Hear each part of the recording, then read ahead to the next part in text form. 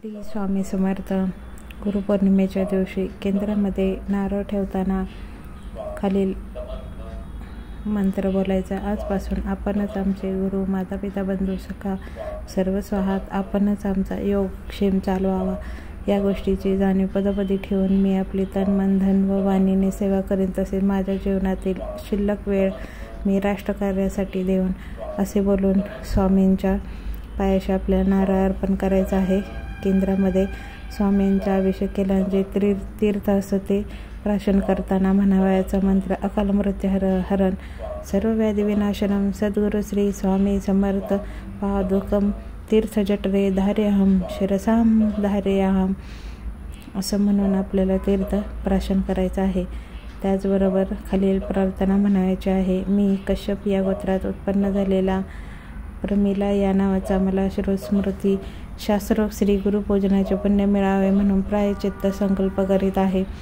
आपल्या मागच्या जन्मांचे, लहानपणीचे किंवा दृश्य अदृश्य अशा निंदा, वेद शास्त्र निंदा केलेली असेल किंवा आईवडील गुरु यांचा द्रोह केला असेल, परक्यांची निंदा केली असेल, परस्त्री बरोबर भाषण, संध्यात्याग, उपासना त्याग, तर्पण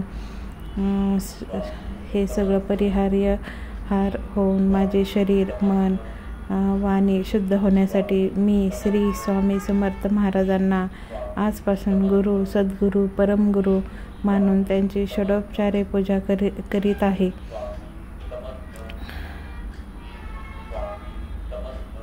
श्री स्वामी समर्थ असं म्हणून आपल्याला केंद्रामध्ये प्रार्थना करायची आहे.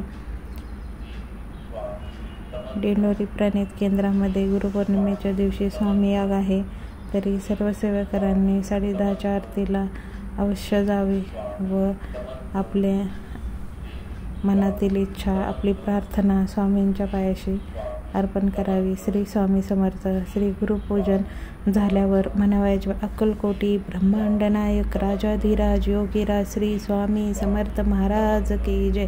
मी आपले चरणी त्रिवार मुद्रा करून प्रार्थना करीत आहे. आजपासून आपण माझे माता पिता गुरु सर्व काही तुम्हीच आहात. आजपासून मला आपला शिष्य बनवून आपण माझे गुरु व्हावे व मला गुरुपदी लीन करावे व माझा स्वार्थाने सांभाळ करावा. आपण माझे गुरु, सद्गुरू, परमगुरू, गुरु, गुरु तत्व सर्व काही आपणच आहात.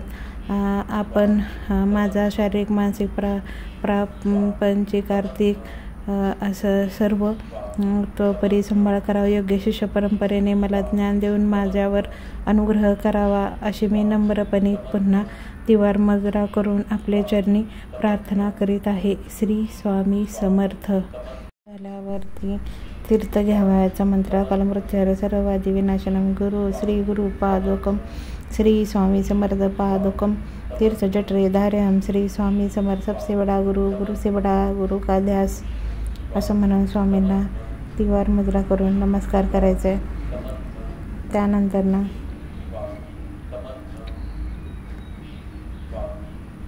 आपल्याला स्वामींच्या केंद्रामध्येच स्वामी समर्थ सारामृतचा एक पाठ करायचा आहे. आणि जर स्वामी समर्थ ची हवनयुक्त सेवा चालू असेल तर त्या सेवेमध्ये सहभागी व्हायचे. श्री स्वामी समर्थ. गुरुपौर्णिमेला आपण स्वामींसाठी स्वामी चरितामृत वाचणे आवश्यक आहे. त्यानंतर श्री स्वामी समर्थ महाराज, मी आपल्याला शरण आलो आहे. आजपासून आपणच माझे माता पिता गुरु बंधू सखा सर्व काही आपणच आहात.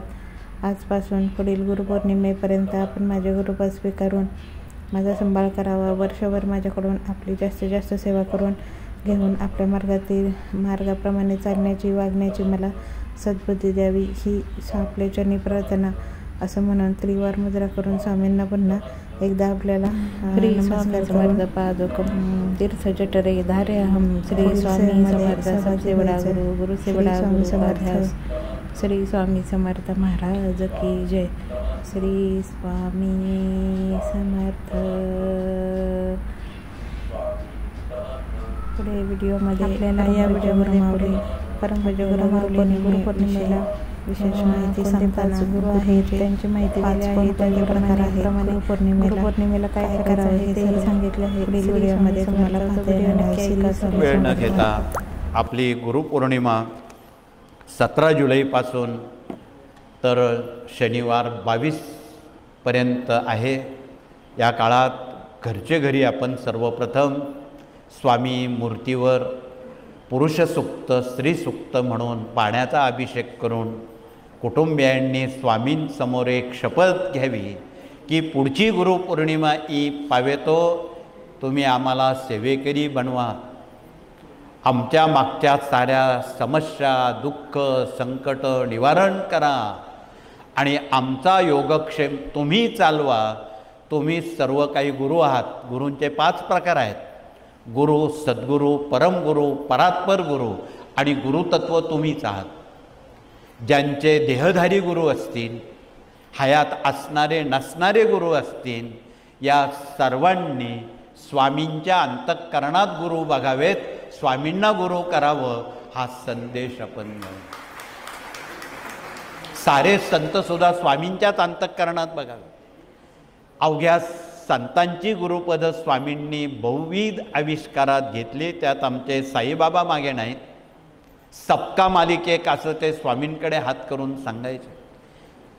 विदर्भामध्ये गणात गण बोते, कणाकणात स्वामी बसलेले आहेत असं गजानन महाराज सांगायचे.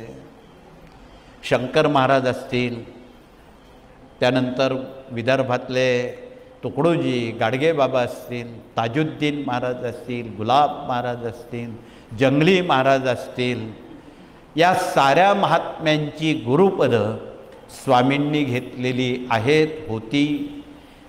तो वारसा महाराष्ट्रातल्या जनतेनं चालवावा.